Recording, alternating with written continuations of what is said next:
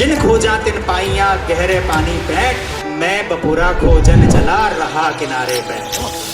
बाहर बैठकर काम सोचते रहोगे, बाहर बैठकर यही गिनते रहोगे, इतने लाख बच्चे एग्जाम देते हैं, मेरा कैसे होगा, तो यकीन मानकर चलो नहीं होगा। अंदर उतरो, गहराई में जाओ और फिर देखो क्यों नहीं होगा। क्या वाकई इतने कम परसेंटेज मार्क्स लाना संभव नहीं है? बेशक संभव है, लाए जा सकते हैं। जरूरत है सिर्फ और सिर्फ एक स्ट्रैटेजी के तहत काम करने की बच्चों। तो चलो मैं अपना अनुभव आपसे साझा करता हूं, फिर ऐसी क्या खास बात है कि इतने कम बच्चे सेलेक्ट हो पाते हैं। इस तरह के एग्जाम में सेलेक्ट होने के लिए 3 बातें आपके अंदर होना बहुत जरूरी है। ध्यान से समझना। कितनी बातें? कितनी कितनी? भाई आपकी आवाज नहीं सुनाई दी, एक बार फिर बताओ कितनी? यस, अब समझ में आया। नंबर 1, राइट गाइडेंस, सही मार्गदर्शन। राइट गाइडेंस क्या? Number 1, right guidance. Number 2, smart hard work. क्या? Smart hard work. और नंबर 3, कॉन्फिडेंस, कर गुजरने का जज्बा। क्या? कॉन्फिडेंस। क्या? यस। 3 चीजें आपके अंदर कूट कूट कर भरी हुई हो, ये 3 चीजें समझकर अगर आप काम करते हो तो आप इन एग्जाम में निश्चित रूप से सेलेक्ट हो सकते हो। पहली है राइट गाइडेंस, दूसरी है स्मार्ट हार्डवर्क और तीसरी है कॉन्फिडेंस। एक एक करके इन तीनों के बारे में भी आपको थोड़ा थोड़ा बताता हूं। राइट गाइडेंस, जैसे नाम से ही समझ में आ रहा है ना, सही जानकारी, सही दिशा निर्देशन, है ना, सटीक पढ़ाया जाना, राइट गाइडेंस। अब गाइडेंस कौन देता है? टीचर, है ना। आपका जैसे मान लो कोई कोचिंग इंस्टीट्यूट है, वो जैसे हम पढ़ाते हैं बच्चों को, तो ये गाइडेंस देने का काम है। आपका कोई एल्डर ब्रदर सिस्टर, आपका कोई बड़ा भाई बहन जो इन कॉलेजेस में सेलेक्ट होके जा चुका हो, वो भी आपका मार्गदर्शक हो सकता है। सही मार्गदर्शन वो देता है जो वाकई गहराई में उतरकर आपकी तैयारी करवाने में आपका पूरा योगदान करे, आपके साथ दिन रात एक करके काम करे और आपको काम करने पर मजबूर कर दे। वही राइट गाइडेंस दे सकता है। आजकल कोचिंग इंस्टीट्यूट्स बहुत सारे होते हैं, जैसे हम भी कोचिंग इंस्टीट्यूट्स ही रन करते हैं, वहाँ पर हम यही काम करते हैं। मैं तो पिछले लगभग 3 दशकों से बच्चों को ये गाइडेंस देने का ही काम कर रहा हूँ। लेकिन एक बात आती है कि कोचिंग इंस्टीट्यूट सेलेक्ट कैसे करना चाहिए। चलो बात निकल आई एकदम से, तो ये भी आपको थोड़ा सा जल्दी से समझा देता हूँ। कोचिंग इंस्टीट्यूट सेलेक्ट कैसे करना चाहिए। आप में से बहुत सारे बच्चे हो सकता है बिहार शरीफ में यहीं नालंदा में ही रहकर पढ़ाई करें, हो सकता है कुछ बच्चे पटना पढ़ने के लिए जाएं, हो सकता है कुछ बच्चे भविष्य में आगे चलकर, अभी मैं देख रहा हूँ छोटे छोटे 8th 9th में भी हैं बच्चे। कोई कोटा, हमारे यहाँ कोटा में, मेरा तो बिहार से बरसों का नाता रहा है। अब की बार मैं बिहार बहुत बरसों बाद आया हूँ और शायद नालंदा तो पहली बार आया हूँ। सामान्यतया पटना उस साइड ही में रहा हूँ, लेकिन यहाँ से बहुत सारे बच्चे, हजारों की संख्या में बच्चे कोटा भी आते हैं और कोटा आते हैं कोचिंग इंस्टीट्यूट्स में पढ़ने के लिए। लेकिन बच्चों मैं आपको एक चीज बताता हूं कि कोचिंग इंस्टीट्यूट सेलेक्ट कैसे करना चाहिए, ये अपने आप में एक बहुत ही समझदारी भरा कदम है। आपको सफलता पाने के लिए 3 हथियार इकट्ठे करने हैं। पहला हथियार था राइट गाइडेंस का, दूसरा हथियार था स्मार्ट हार्डवर्क का और तीसरा था कॉन्फिडेंस का। राइट गाइडेंस यानी कि सही कोचिंग इंस्टीट्यूट का चयन। अब वो करोगे कैसे, ये मैं आपको समझाता हूं। क्या सड़क पर लगे हुए बड़े से होर्डिंग को देखकर कोचिंग इंस्टीट्यूट सेलेक्ट करना चाहिए? बोलो हाँ कि ना? ना, बिल्कुल सही कहा आपने। क्या न्यूज़पेपर में फुल पेज ऐड आ रहा है, उसको देखकर कोचिंग इंस्टीट्यूट सेलेक्ट करना चाहिए? बोलो हाँ कि ना? बिल्कुल नहीं, बिल्कुल सही कहा आपने। तो कोचिंग इंस्टीट्यूट सेलेक्ट कैसे करना चाहिए? कोचिंग इंस्टीट्यूट को सेलेक्ट करने के कुछ पैरामीटर्स हैं बच्चों, वो पैरामीटर्स मैं आपको समझाता हूं। सबसे पहला पैरामीटर है कि वहां आपको पढ़ाएगा कौन। भाई कोचिंग इंस्टीट्यूट की बिल्डिंग कितनी भी शानदार हो जाए, उससे क्या होने वाला है? हकीकत में तो वहाँ जो टीचर आपको पढ़ाने वाले हैं, वहाँ का जो सिस्टम है वो कितना दमदार है, ये समझना ज़रूरी है। आपके वहाँ पर फैकल्टीज़ कैसे हों, उन फैकल्टीज़ की ट्रेनिंग कैसी है, उन फैकल्टीज़ को अनुभव कितना है, उन फैकल्टीज़ का सब्जेक्ट नॉलेज कितना है, और सबसे बड़ी बात, उनका नाम बड़ा है या छोटा इससे कोई फ़र्क नहीं पड़ता। फ़र्क इस बात से पड़ता है कि वो आपको आपके डाउट्स के लिए हमेशा अवेलेबल रहते हैं या नहीं, ये ज़्यादा ज़रूरी है। आज मैं देखता हूँ बच्चों, कोटा में हज़ारों की संख्या में बच्चे आते हैं पढ़ने के लिए और हज़ारों की संख्या में टीचर्स भी हैं।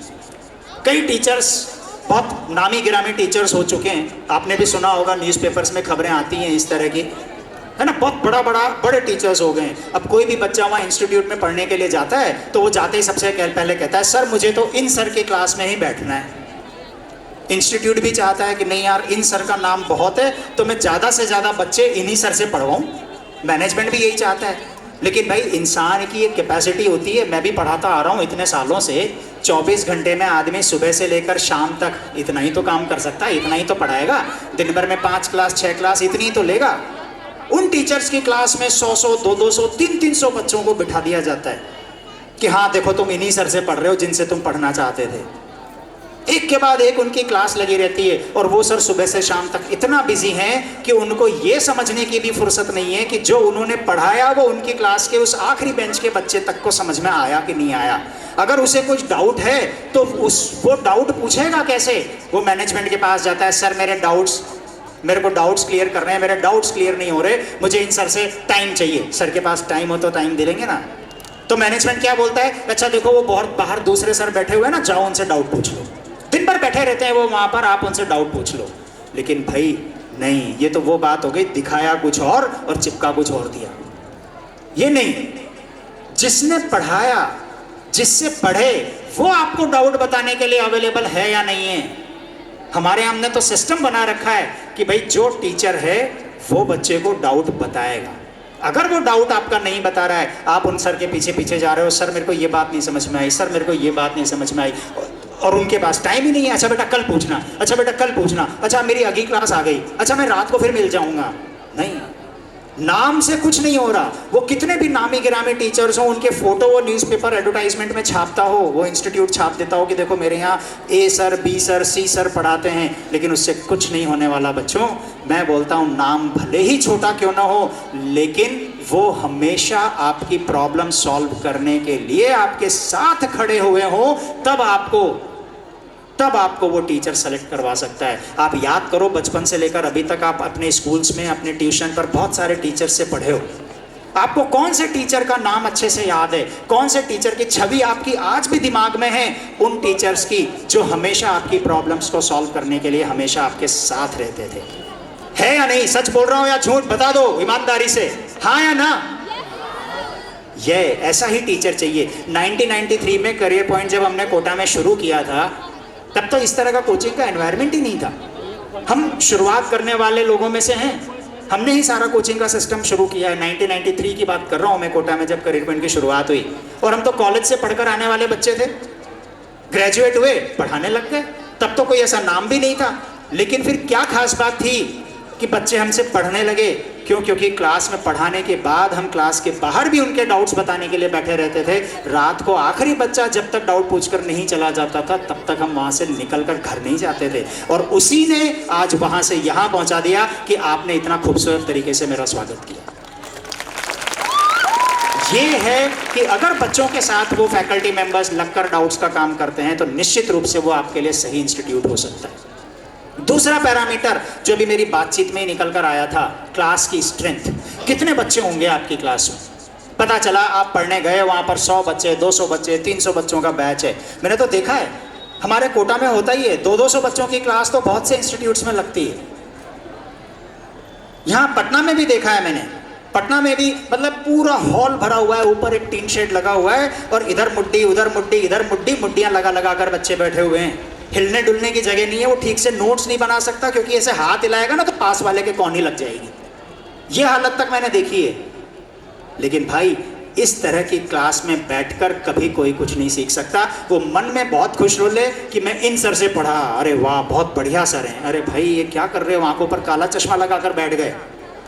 आपकी प्रॉब्लम सॉल्व नहीं हो सकती, गलत जगह बैठे हुए हो। हमने तो नियम बना रखा है, हमारे कोटा हो चाहे दूसरे सेंटर्स हो, चाहे ये अपना नालंदा का सेंटर ही क्यों न हो, 50 से 70 के अंदर स्ट्रेंथ रखते हैं। 11th क्लास की बात होगी तो 50 से कम रखेंगे, 12th की होगी लगभग 50 रखेंगे। और जो 12th पास के बैच होते हैं उसमें चूंकि वो बच्चे थोड़े से मेच्योर होते हैं, पहले से पढ़ भी लिए होते हैं 11-12, तो उनकी क्लास में हम लगभग 60 या 70 बच्चों तक जाते हैं। लेकिन फिर भी हमारी कोशिश होती है कि इस स्ट्रेंथ को और कम से कम रखा जाए। और बहुत सामान्य सी बात है, 200 बच्चों की क्लास में, 300 बच्चों की क्लास में किसी बच्चे को कोई बात नहीं समझ में आई तो वो टीचर से हाथ खड़ा करके पूछने में झिझकता है। उसे लगता है कि अरे मेरे आजू बाजू बैठे हुए क्या सोचेंगे, कैसा बेवकूफ़ है, इसको इतनी सी बात नहीं समझ में आई।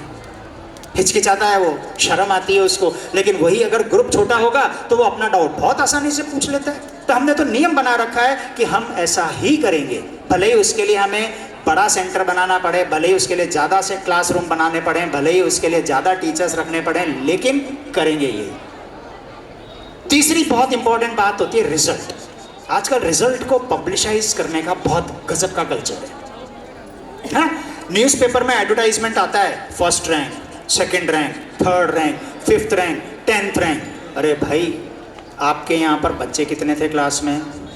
आपके यहाँ पर बच्चे की पढ़ने वालों की संख्या कितनी थी? जब आपने पढ़ाए ही 1 लाख बच्चे हैं और एक बच्चे की फर्स्ट रैंक आई, उसी बहुत फेमस टीचर ने बहुत सारे बच्चों को पढ़ाया, बाकी की क्यों नहीं आई? यानी उन्हीं के पढ़ाने से फर्स्ट रैंक आने वाली है, तो फिर तो सभी की आनी चाहिए थी ना। यानी बेटा, रैंक देखकर, रिजल्ट देखकर जाना गलत बात है। अमिताभ बच्चन के फोटो फ्रेम में खुद का फोटो लगा लोगे तो अमिताभ बच्चन बन जाओगे क्या? बोलो हाँ या ना? बिल्कुल नहीं। यानी वो जो बच्चा जिसकी फर्स्ट रैंक आ रही है उसको देखकर इंस्टीट्यूट में चले जाओगे तो तुम्हारी फर्स्ट रैंक आ जाएगी क्या? बिल्कुल नहीं। इसका मतलब ये हो गया कि उस रैंक के पीछे दौड़ लगाना बेवकूफ़ी है। अंदर गहरे उतर कर देखो कि जिस बच्चे का फोटो छापा गया है, क्या वो बच्चा वाकई वहाँ पढ़ा है? क्या वो बच्चा जिसका फोटो छापा गया है, क्या वो बच्चा जब पढ़ने आया था तब आप ही के जैसा सामान्य बच्चा था, या पहले से कहीं बहुत तैयारी करके आ रहा था?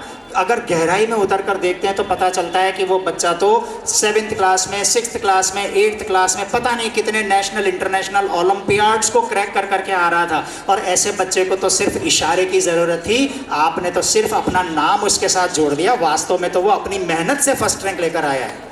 हकीकत यही है। लेकिन सिर्फ उस फोटो को दिखाकर आपको अपने यहाँ पर एडमिशन के लिए एनकरेज करना, ये एकदम गलत है। आपने देखा होगा, हम लोग तो यूजुअली इस तरह का काम भी नहीं करते। क्यों? क्योंकि आप अपने आप में इंडिविजुअल हैं। आपकी रैंक आपकी और आपके टीचर की मेहनत से ही आएगी। आपका कंपटीशन किसी दूसरे से नहीं है, आपका कंपटीशन सिर्फ आपसे है। आपने आज किस स्तर पर हैं और कितना सीखा आने वाले दिनों में, ये महत्वपूर्ण है, न कि किसी दूसरे को देखकर काम करना महत्वपूर्ण है। कोटा में बच्चे जब बाहर से पढ़ने आते हैं ना, तो मैं आपको एक बात बताता हूँ। जो हॉस्टल्स होते हैं ना हमारे यहाँ, जैसे कोई बच्चा हॉस्टल में रहता है और बच्चे हॉस्टल के लिए पेरेंट्स के साथ उस जगह जाते हैं, तो वहाँ हॉस्टल दिखाने वाला भी ये कहता है, साहब इस कमरे में वो बच्चा रहता था ना, उसकी पिछले साल 10वीं रैंक आई थी। बच्चा सोचता है, अरे वाह, इस कमरे में रहने वाले बच्चे की 10वीं रैंक आई थी, मैं भी यही कमरा ले लेता हूँ पापा। अरे भाई, कमरा वही ले लेने से तेरी 10वीं रैंक थोड़ी आ जाएगी यार, कैसी बातें कर रहा है। लेकिन चूंकि दिमाग को बांध दिया जाता है, तो बच्चों मैं आपका दिमाग खोलने की बात कर रहा हूँ। तो ये ध्यान रखिए कि कोचिंग इंस्टीट्यूट सेलेक्ट करने के लिए ये सारे पैरामीटर्स बहुत ज़रूरी हैं। वहाँ के मैनेजमेंट की कितनी निगाह है आपके ऊपर। आपको कोई भी समस्या आती है तो वहाँ के जो डायरेक्टर्स हैं वो अवेलेबल हैं या नहीं है। कहीं ऐसा तो नहीं कि उनके कैबिन का दरवाज़ा ही बंद रहता है और आप अपनी समस्या लेकर हाथ में घूम रहे हैं कि सर मेरे को ये प्रॉब्लम है, मेरी प्रॉब्लम कैसे सॉल्व होगी। ऐसा कभी नहीं होना चाहिए।